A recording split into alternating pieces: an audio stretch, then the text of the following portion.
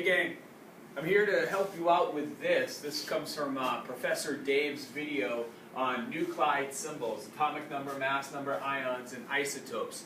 You should have learned a lot of stuff already, but can be tricky and complicated stuff. So I want to point out a couple of things to you already. Atomic number always is equal to your number of protons. It's also located on the periodic table. So if you have a periodic table handy, like you should,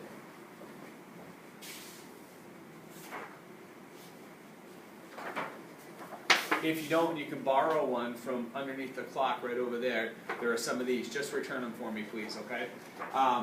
So if you have a periodic table, the atomic number is always going to be on the periodic table.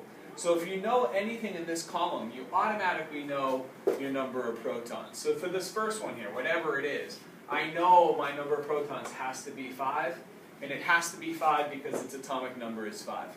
Now, I can look at the periodic table and figure out what element has an atomic number of 5.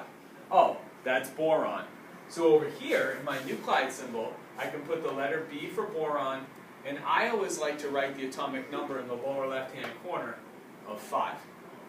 Now, as I go further on, the next one is my mass number. You should have learned that mass number is always protons plus neutrons. Always. In this example, they gave me 5 protons and 5 neutrons. So 5 plus 5 gives me 10. So my mass number is 10. Now, if I didn't have my number of neutrons, I could figure it out if they gave me my net mass number. So over here in my Nuclide symbol, I would have had my mass number of 10. So if I ever need neutrons, I can subtract my protons from my mass number. And I will get, so 10 minus 5 will give me my mass number, my number of neutrons of 5. Okay, charge. This depends on whether you have an atom or an ion. You should have seen in the video that an ion is an atom that is either positively or negatively charged because it has lost or gained electrons.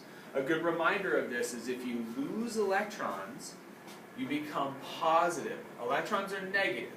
So if you lose negativity, you become positive. Right? If you gain negative particles, you gain electrons, then you become negative. So in this situation, it tells me my charge is 0. That must mean that my protons and my electrons must equal each other.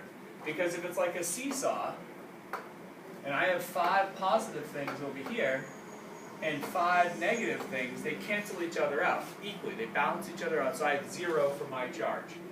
So if my charge is 0, then that gives me 5 electrons. And that's what you should have for your first row. Boron with a mass number of 10 and an atomic number of 5. Atomic number is 5, mass number is 10, charge is 0. Protons 5, neutrons is 5, electrons is 5. I'll give you a second to try the second one.